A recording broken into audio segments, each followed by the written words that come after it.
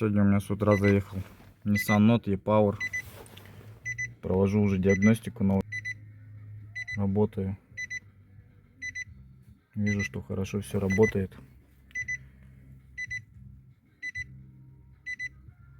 Считываем ошибки, коды.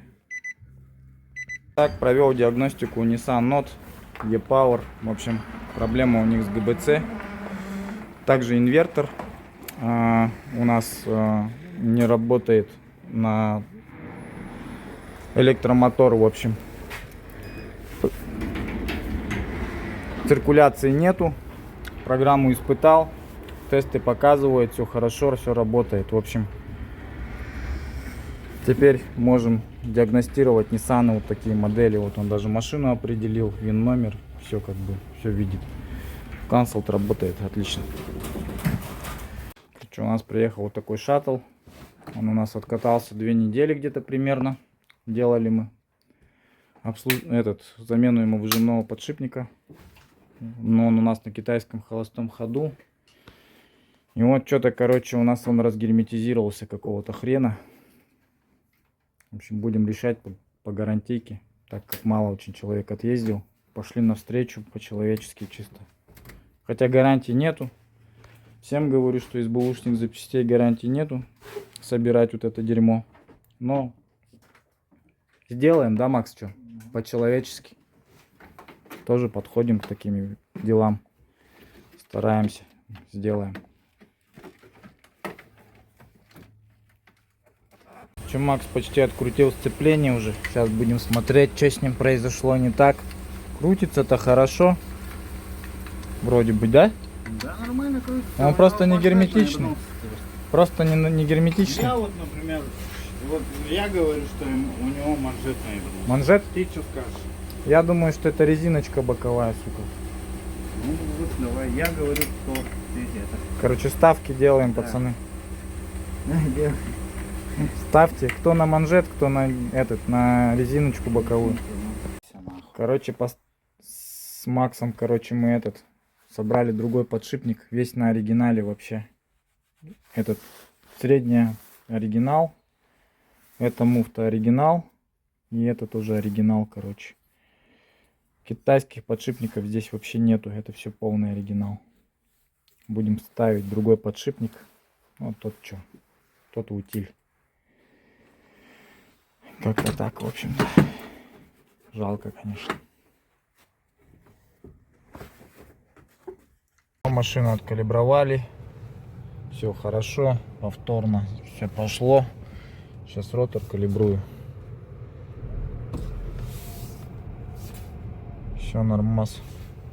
Подшипник откалибровался с первого раза, в принципе. Сейчас прокачусь, посмотрим, как едет машинка. И можно будет отдавать клиенту. В общем, вот так вот устранили, в общем, проблему, косяк с подшипником. Бывает такое, что с первого раза что-то не так. Ну, главное, что исправили. Денег не взяли с клиента никаких. Ну вот. Немножко свои гарантийные обязательства все равно какие-то мы выполняем, в общем-то. Так, все, поставил в передачу. Поеду прокачусь до магазинчика, заодно хлеба куплю. Посмотрим, как машина едет.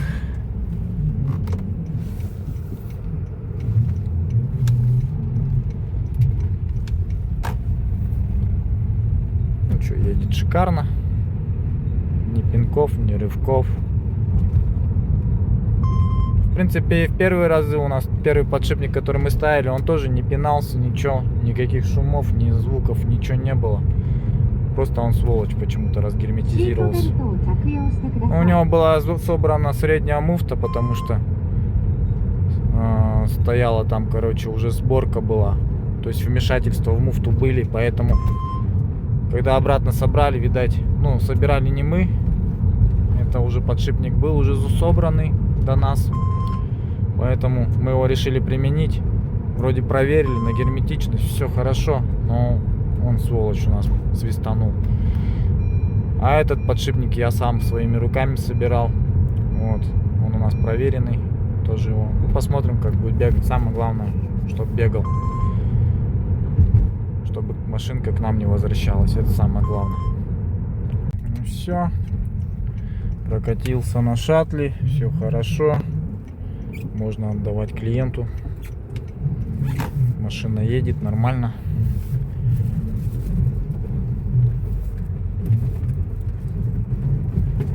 Все откалибровалось.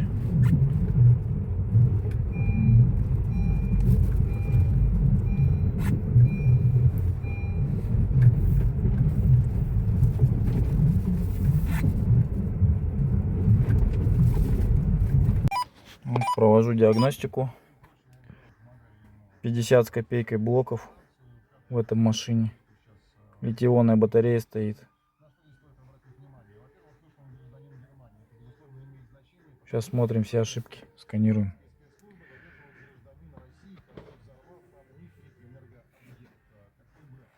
Ну, машину в сервисном режиме. Вот идет замена антифриза. Toyota Yaris Cross. Прогнал уже, здесь уже хорошая циркуляция идет. Здесь сейчас будем нагревать. Будем ждать, когда откроется термостат. Так вот все это работает. Такой автомобильчик уезжает. Обслужил, заменил антифриз. Красавчик. Ребята, меняйте вот свои фильтра. Вот эти вот салонные. Девушка вот приехала, даже не знает, что менять, не менять. Надо ее. Короче, когда вот так вот забитый фильтр, у вас в салоне просто печка не греет. Она просто не может пробить поток воздуха. Поэтому приезжайте, меняйте фильтра, либо меняйте всегда. Его надо всегда менять при замене масла. Ну, если это при желании вообще, кто богатый. Кто не богатый, хотя бы меняйте перед летом и перед зимой. 2 раза в год. Тогда более-менее нормально будет. Это у нас везель. Вот так вот. Следите за своими салонными фильтрами. Ну, что тут смеяться-то? Вот смотрите, что творится. Какие-то ветки тут, что только нет. Так, ребята, всем привет. Сегодня у меня приехал филдер на батареечку. Обслуживание ВВБ буду делать. Ну, как обслуживание? Даже не обслуживание, а ремонт. Вот такой филдерок. Синего цвета. Вот. В общем-то, у него по предварительной диагностике тут ясно, что у него уже, сейчас покажу. В общем, ясно, что у него 5, 6, 7 пары барахлят. Ну, совсем низкая пара, это у него 7. 6 тоже слабая, поэтому будем их менять. Но 7 будем смотреть. Сейчас будем доставать отсюда батареечку. Ставить ее на анализатор, на канальную систему емкостимера. Вот. И будем выявлять ее процентность. Давать вердикт клиенту, как дальше делать лучше, как дальше двигаться. Вот такие вот дела. Вот такой филдерок. Ошибка P080, классическая ситуация. Так, по салону уже вижу, что очень грязненько. Вот столько песка, пыли и грязи. Не очень хороший признак. Сеточку хозяин говорит, что чистил. Вроде бы сетка не забитая у него. Батарейка очень пыльная будет, 100%. Вот это вот все пыль, грязь, вот она. Все здесь. Здесь пыль, Стас, Дюша Метелкин. Мне метелки тут не хватало, короче. Поэтому здесь все пыльно и грязно. Поэтому батарейка будет мертвая по-любому. Так. Скорее всего, ловила перегревы. Здесь тоже вот так вот очень много грязи. Вот такие дела. Сейчас будем доставать. Такая вот грязная батареечка. Вот сколько грязи, пыли. Здесь тоже все пыльное, грязное. Вот такое. Сейчас буду разбирать. Батарейка отходила. Пробег у машины 190 с чем-то тысяч километров. 193 или 195. Ни разу батарейка не разбиралась. То есть она отходила такой срок службы 190 тысяч километров. Батареечка вся на своих местах. Даже датчики не ставили на другое место. То есть это она вообще ни разу не обслуживалась, короче. Бархоточки вот эти все на месте.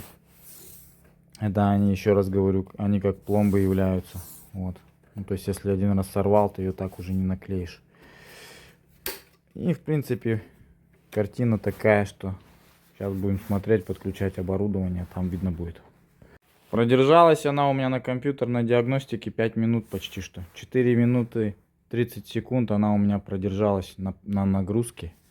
И вот и посмотрим, что покажут у нас анализаторы. Насколько в ней емкость еще сохранилась. В каких элементах хорошая емкость, в каких плохая.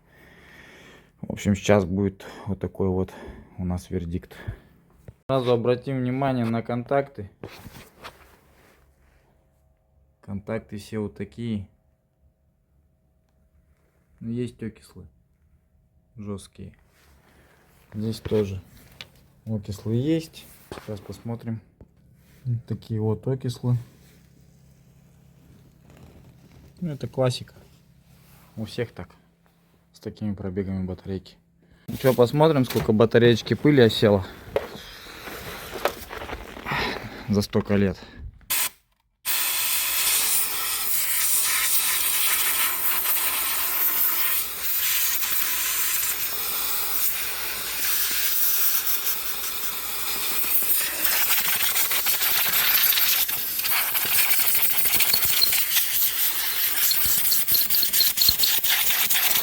Все, приборы запущены. Остается только ждать, когда у нас все это пройдет. Проверка вся. Как-то так. Ну что, прошла у нас диагностику батареечка. Результаты такие, в общем. 94%, 85%, 74%, 60%, 48%. Вот отсюда уже поехали вообще низкие элементы. И разбег почти большой. Тут было 60, тут уже 48, на 10% почти даже больше. На 12% уже ниже. Все, и пошли 42, 38 резко. 41, 34.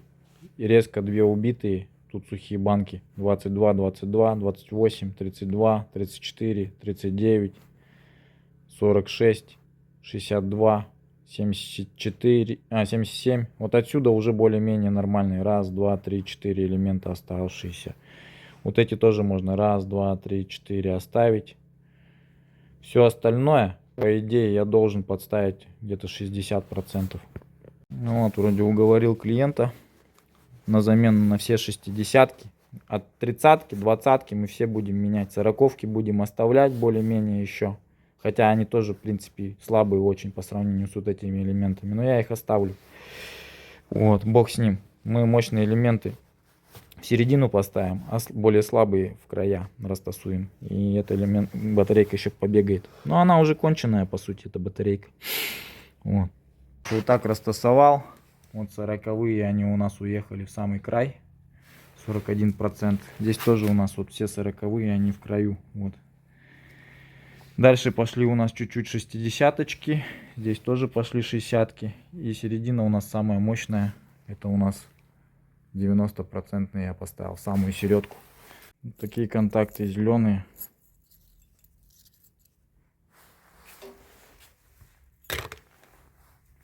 Пусть постоят маленько. Так, вот такие контакты буду ставить. Все как новые. Все почищено. Все, собрал хорошую батареечку. Приподнял ей емкости. Вот. Поменял все на 60-ки. 60%. Ну, все, что от 30%. 8 элементов замена была произведена. Вот. Было бы, конечно, поменять, но по деньгам, в общем-то. В общем, здесь все пропылесосил. Все. Чики-пики. Сейчас буду батарейку ставить на место. Устанавливать, в общем. Так вот все чистенько уже. В общем, Будем ставить на место и отпускать клиенту. Так, завел филдера. Ошибочек нет, все хорошо. Сейчас будем делать диагностику с просадицей. Так, уважаемые подписчики, всем привет. Сегодня у нас в работе вот такой визелечек. Будем ему обслуживание выжимного механизма делать. Ну и так много работы. Вот зеркало поменяем. Зеркало женщина, в общем-то, у нас снесла нечаянно. С гаража, видать, выезжали. В общем, будем ставить зеркало новое. Новое купила, все. В общем, Макс тут уже разбирает потихой. Хозяйка молодец. Все как бы это, помыла двигатель. Приехала, все чистенько, все подготовила. Машину свою любит. Ну и чтобы подшипник выжимной не ушел у нее, приехала обслужиться вовремя. Пробег у нее что-то около более чуть-чуть 100 тысяч, да? Где-то так, 140. Нормально так. Че, ступицы плохо откручиваются? Летишка крутое, очень. Рисунок красивый. Так, ну а у меня здесь в работе Prius 30. 30-й Prius, вот такой вот. Будем ему систему EGR чистить. Также у него попахивает катализатор сероуглеводородом или чем он там пахнет. Непонятно, короче. Ну, забитый, в общем. Мы ему посоветовали прочистить катализатор одним средством химическим. В общем, он у нас возьмет эту химию, прочистит ее. Я думаю, машинка побежит. А так у него жалобы такие, что толчки идут, получается. Машина, когда, в общем, подпинывается, она у него толкается. И когда заводится, переходы у нее с двигателя на батарею подталкивается. И когда переходы с батареи на двигатель подталкивается. В общем, вот как-то так. Ну, посмотрел я ее предварительно на диагностике. В общем, EGR у него забитый. Будем чистить дроссельную заслонку, впуск полностью почищу, клапана. Ну и как-то так, в общем. Такие вот профилактические работы. А потом батареечку надо будет ему еще тоже контакты почистить. Контакты очень грязные. Пробег у машины 103 тысячи километров. Не обслуживалась ни разу. В общем, вот так. Ставьте лайк. Так. Смотрим. Такой вот грязненький коллектор. Здесь вот вообще почти подбитая. Ну, не сильно еще. Бывает еще хуже. А тут, конечно, очень сильно. Грязи много. Клапана все грязное. Вот так вот все в саже. Все подбитое. Вот такие куски. Сейчас это все будем убирать, чистить. Вот. Это все нагар. Вероятнее всего форсуночки, наверное, тоже грязные, скорее всего. Сейчас будем вот это все удалять. Там он вообще грязи много.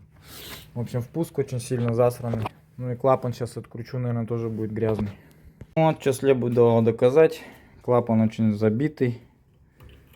Вот такой клапан уже работать не будет нормально. Вот сколько в нем всякого хлама. Вот. Вот это вот все. Кокс. Как обычно. Сколько я раз показываю это всегда. Ну, всегда показываю по данной ситуации, что диагностика не ошибается. Компьютерная, я имею в виду. На компьютерные показания были свыше 3. Там 3,50 где-то вот так вот. Вот. И вот такая вот петрушка. И когда машина начинает уже... Prius 30 начинает уже вот такие пинки создавать при запуске двигателя, при его заводе, при его глушении. Это уже говорит о том, что забитый либо катализатор, либо забит клапан EGR, система рециркуляции газов. Также у нас вот тут вот такая ситуация, что впускной коллектор весь забитый тоже. Там у нас клапанишки грязные, нагара очень много. Это все вредит здоровью двигателя. Также это все вредит тому, что этот двигатель выйдет из строя раньше своего срока. Потому что весь этот нагар, он потихоньку залетает в цилиндры. задиры делает и все такое. Поэтому впуск обязательно чистить надо. Это на 100 тысячах километров железно уже у всех впуски забиты. Некоторые вообще это никогда в жизни не делают, по 200 ездят. Ну, там двигатель коксованный, и двигатель не отъезжает 300 тысяч километров примерно. Потом начинаются проблемы с компрессией, с ГБЦшками и со всеми этими делами, в общем-то. Вот надо все просто делать вовремя, профилактику, все чистить, и все будет нормально. Все, как-то так. Открутил коробку, продул уже сцепление. Че как? Что скажешь? Ну все нормально. В принципе. Оно что-то это подгорало, да? Маленько, походу. Или это Не. вода попадала? Тут, да, это Как будто топилась, да? сырость была какая-то. Ага. Ну это ничего такого страшного нету. Диски толстые, хорошие, да? Хорошие диски, ага. Тот тоже ничего такой. Но Такой жирный. нормальный, да? Ага. Ну все, сейчас выбивать будем. Угу. Смотреть, какой подшипник, в каком состоянии. Хрена люфтит жестко он, да? Короче, Макс, вот с Максом выбили подшипник, смотрим. А, это за это у него шаскает так. Корзина. Наверное. Что-то подшипник холостого хода хреновенький, да? Ну, какой-то люфт большой. Ну, давай посмотрим, что внутри. Будем сейчас доставать, смотреть. Самое интересное это вот сейчас. Он сухой, вообще напрочь. Вообще чистый, стал вычистил нахуй. Так ты тут смотри, что творится. Ну, Сепараторы какие-то. С гудроном. С гудроном. Это Ну. гудрон. Это у А, него гудрон. вроде. ну. Вон, видишь? Ну. Хрена он. М. Ну он вообще, короче, сухой. Так, почистил все с помощью джизокса. Уже вот такая картина. Камера сгорания чистая вообще. Как новенькая. Клапана тоже отмочились. Так, по клапану. Клапан уже тоже почистил. Сейчас буду все собирать. Вот такое все. Все идеально чистое. Холодильник отмыл тоже. Холодильник чистый. Все, будем собирать машинку. Короче, вот. Тормозных накладок тут почти нету. Надо менять. Надо новые купить. Сразу бы можно было бы поставить. Потом что еще? Наконечник рулевой, ты говоришь, да? Да. Вот этот? Да. Нет, тот. Тот? Правый, да? Здесь ничего не стучит. Правый наконечник, Макс говорит, убитый. Ну, он постукивает не сильно. Тут тоже накладки уже стертые, почти тормозов нету вообще. Надо срочно менять тормозные накладки. Тут смазал подшипник ваш. Смазочкой новой набили все. Здесь тоже все набито. Там он уже закрыл. Ну, могу открыть. Не, нормально. Ну все, люфта поменьше стало. Ну, есть. Со смазкой. Ну, есть немного, ага. Ну, походит он. Он оригинал. Нормальный подшипник. Это лучше, чем Китай ставить. Ну, вам сюда литол захерачили. Все смазку она высохла и на сухую херачила. Да. Это, походу, уже где-то там делали. В Ну, Приморье. да, где-то.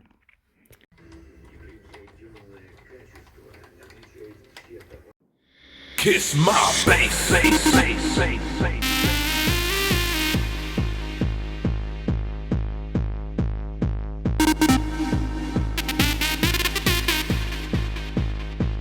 You can kiss my face, say.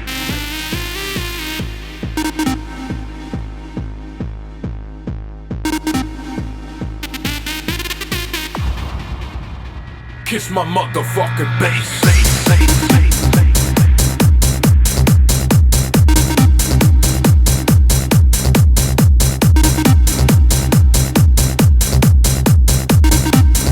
Can you feel it, feel it, feel it, feel it?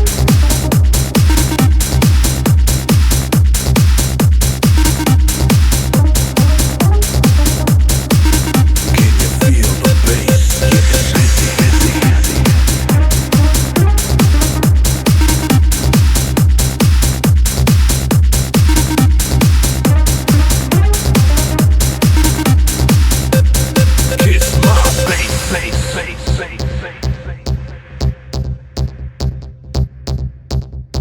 say it loud.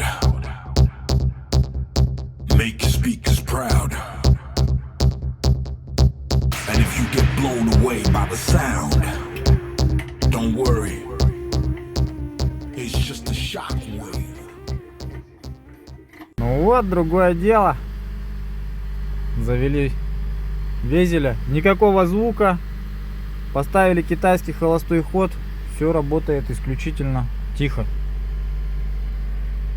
Сейчас все калибруется у нас. Последний этап проходим. Все откалибровалось почти. Ну и будем кататься, пробовать. Все, везели откалибровали. Все хорошо едет.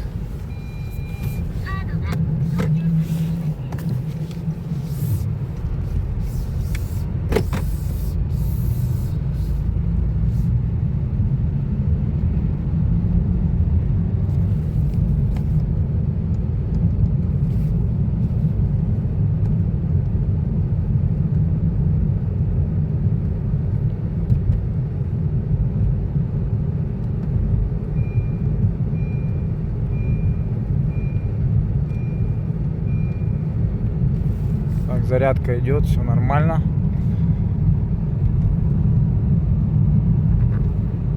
Обороты, скорость плавно набирает. Едет хорошо прям.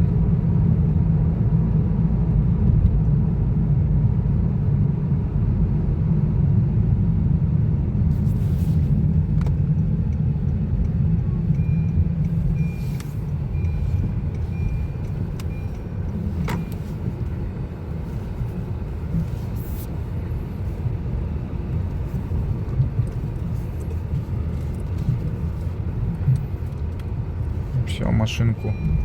О. Так, ребята, всем привет. Всем доброе утро. Гибрид-центр Якутск представляет. В общем, пришла мне транспортная компания одна штучка хорошая.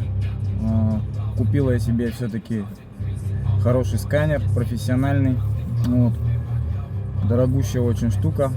И, в принципе, он умеет как бы все гибриды диагностировать, ну и также у него есть функция диагностики грузовых автомобилей. Вот. Скоро я, наверное, еще и примкну к грузовому миру. Будем тоже делать диагностику грузовых автомобилей.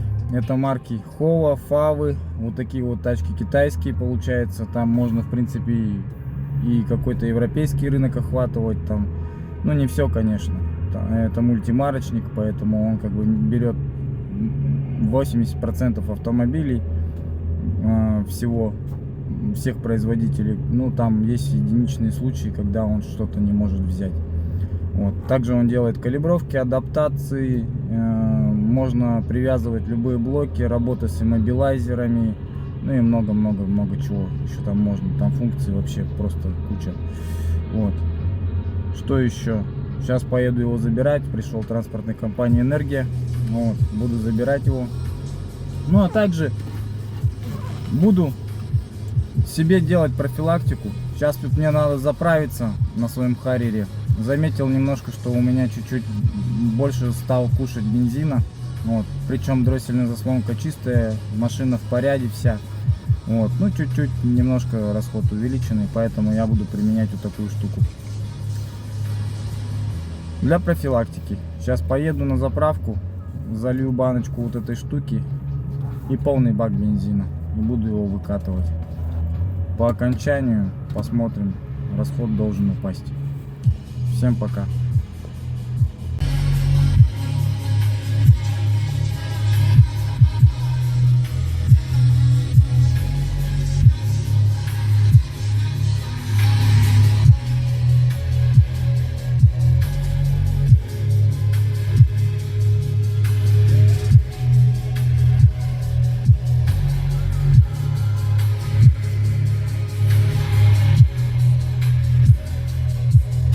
Так, заливаем нашу присадочку.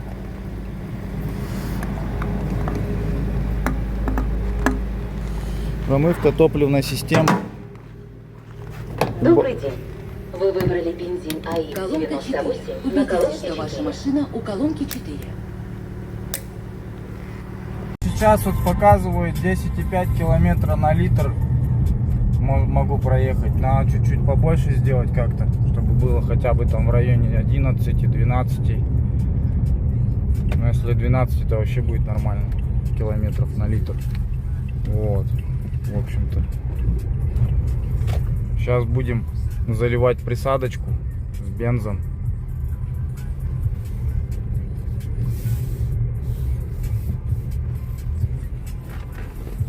Сейчас бахну, наверное, 98-го бензинчика и присадку. Сейчас заливаем 98-го бензина, литров, наверное, 40.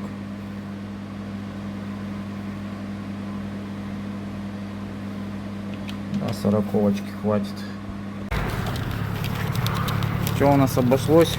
40 литров 98-го у нас 3180 обошлось. Вот такие цены у нас в Якутии. Заливаемся на Туймада нефть. О, то крутое чувство, когда стрелка полная. В общем-то. Ну все, осталось ждать, выкатывать бак. И она своим ходом все это дело прочистится. Это делается для профилактики. Хотя бы раз в 10-15 тысяч километров надо ее заливать. С нашим хреновым топливом в Якутске ничего хорошего с топливной системой. Форсунки сейчас почти все, что керамические, почти все непосредственного впрыска. Вот. Поэтому это делать нужно. Все, ставьте лайк, ребята. Кому нравится формат нашего видео, стараюсь что-то снимать всегда новое. Мало повторяться. Ну, в принципе, надоело уже все снимать. Вот это вот про ЕГР, про батарейки, как они ремонтируются. Уже столько в интернете много информации. По Хондам много чего мы разобрали. Ну, в принципе, как бы буду снимать что-то полезное. Так вот. Санек, получил твой сканер. Все. Вот такая здоровая коробка, ё-моё. У кого-то распаковочка айфона, а у меня распаковочка лаунча. Опа, красота. Как я долго о тебе мечтал, ё-моё. Вот она, вещь эта. Лаунч. Такой здоровый планшет. Он просто реально огромный. Камера не передает.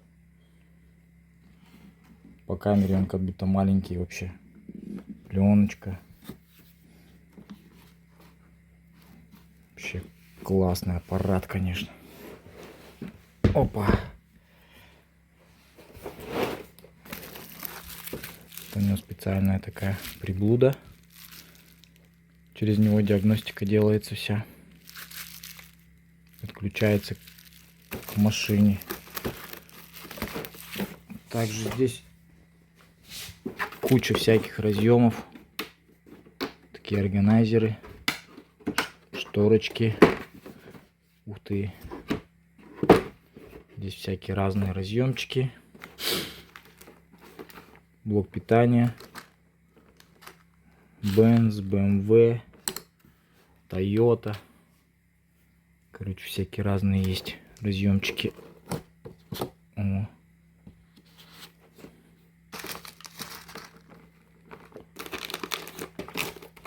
Самый главный это вот этот шнурок.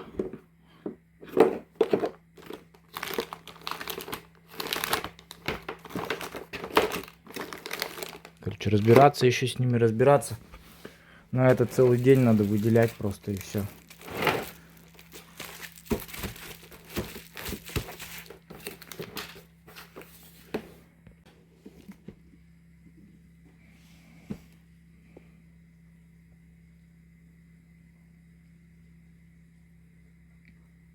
Так, проводим диагностику. Nissan X-Trail приехал ко мне в кузове HNT32. Вот такой вот аппарат. Сейчас будем делать диагностику, смотреть. Ну а так, таких машин мало у нас. Начали только приезжать. Пробег автомобиля 163 тысячи километров, говорит, немного подпинывается вариатор. Вот, будем сейчас смотреть. То, наконец-то у нас Nissan в работе, X-Trail, гибридная версия. В общем, сейчас будем добираться до дроссельной заслонки, чистить ее, смотреть, из чего она состоит, как она выглядит. И будем пробовать ее калибровать с помощью программы CVT Z50. Вот, как бы так. Гибрид. Диагностика у нас прошла успешно. Были немножко ошибки по DTS, там по системе HEF висели ошибки. Все это я удалил. Будем сейчас дроссель чистить. Вот на Nissan X-Trail выполняем обучение дроссельной заслонки с помощью вот такого вот сканера. Это у нас сканер Диагзона. Все работает. Вот выполняет обучение. Сейчас, когда он выполнит, должно быть значение быть вроде бы как обучено, что ли, типа такого. Либо вот здесь должно значение получиться. Вот здесь вот. У тебя сейчас напряжение батареи. Вот, видишь, обороты падают. Подупали. Немножечко. Датчик температуры 87. Надо, короче, подождать, пусть поработает на холостом ходу. Вот. Ну что, решили мы прокатиться, посмотреть, испытать, как едет у нас обученная дроссельная заслонка на Nissan X-Trail. Послушаем слово хозяина, какие изменения. Ну, только говори честно, как есть. Понял, принято. Фары вруби.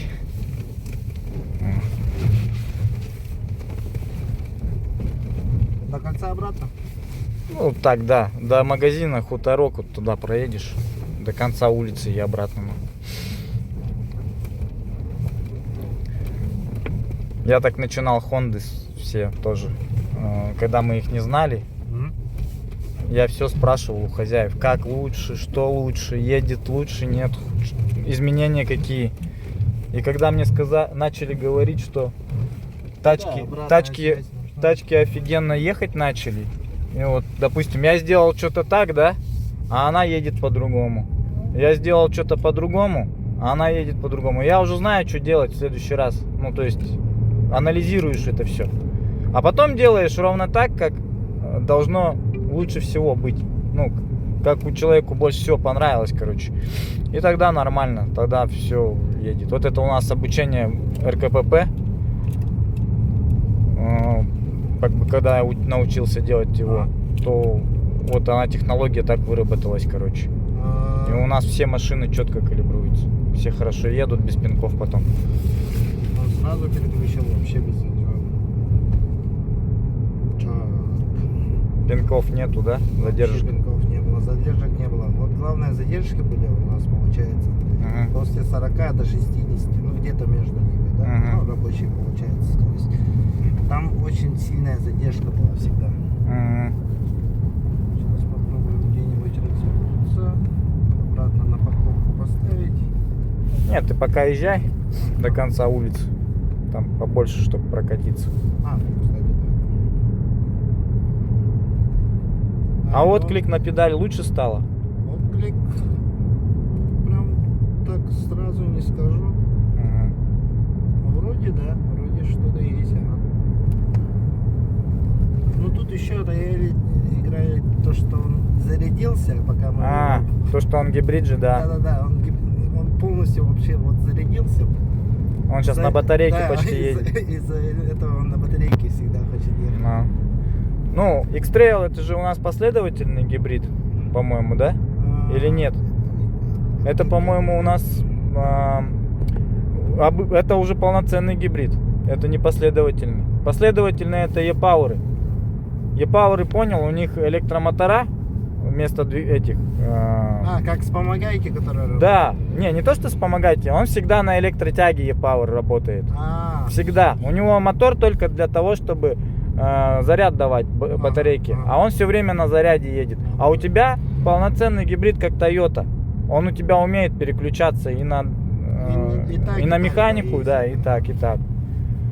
Поэтому у тебя, в принципе, здесь система это как у Тойоты, и у тебя дроссельная заслонка очень сильно решает, когда она чистая, когда грязная. Пинки вот эти вот, рывки.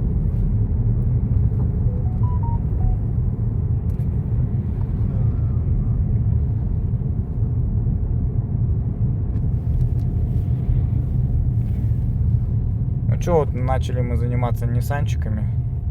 Оборудование у нас теперь все необходимое для этого есть. Есть программа по Ниссанам дилерская. Есть лаунч у нас супер-супер. Прям вчера только пришел пад 7 у меня. Он умеет все, и грузовики, и все.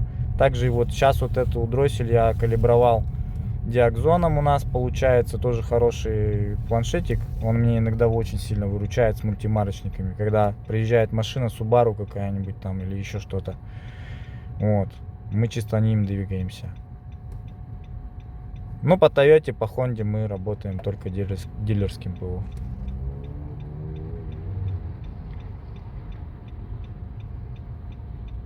Сейчас развернемся, попробуем подать газу. А вот там же этот Юнимол есть. Можно там. Ну, там и развернусь.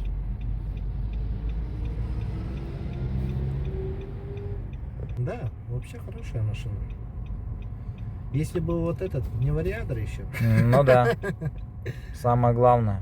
То есть ему надо масло хорошее заливать и все. Мгм. То есть то заливать, что ему положено. Есть такая.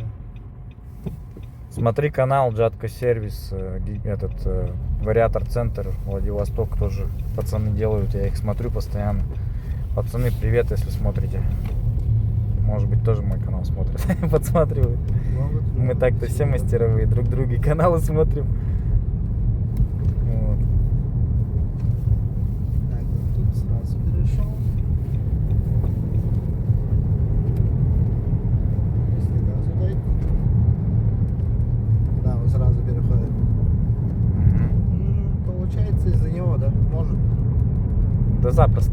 Но То есть сейчас ты говоришь, это уже проблема как таковой неявная, да, уже такая? нету его. Пока еще нету, да? Он прям сильно долго тянул.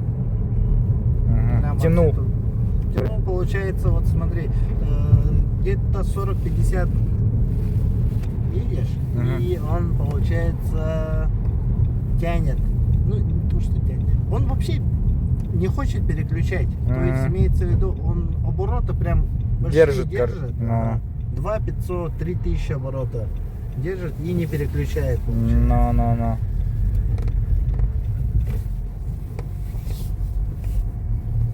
Это, знаешь, очень похожая история с Хондами, которые, ну, второе поколение Хонд на вариаторе. У них такие тоже проблемы бывают. Ну, И после калибровки, ну, то есть после чистки дроссельной заслонки это проходит. И бывает, что после чистки дросселя не проходит, но проходит она после калибровки вариатора. У него есть такая функция калибровки вариатора, надо ее делать тоже. уже именно калибровка самой. Да, а у тебя здесь на Ниссане очень много чего адаптаций, больше, чем даже на Хонде. У тебя здесь есть счетчик старения масла, надо сбрасывать, плюс сам вариатор, калибровку надо делать после замены масла. И чистку дросселя сразу тоже надо делать всегда после замены масла. То есть это должен быть, по идее, в комплексе все происходить. Если что-то не так, то проблема может не уйти. Но- То есть если ты все делаешь сразу разом, убиваешь все эти нюансы, да, ты можешь как бы и все это сразу и решить 100%. А если ты что-то не доделываешь, ты можешь не решить проблем. Как лечение зубов, да? Ну, типа того, да. Сразу Типа всё. кариес полечил, а у тебя корень гнилой. Но- Вот. Ну, типа такого, да.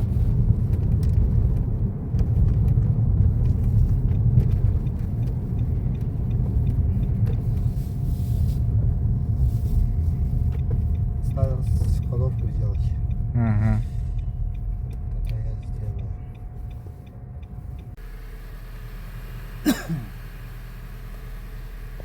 Вот. Спасибо.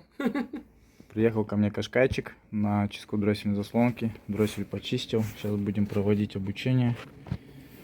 Вот.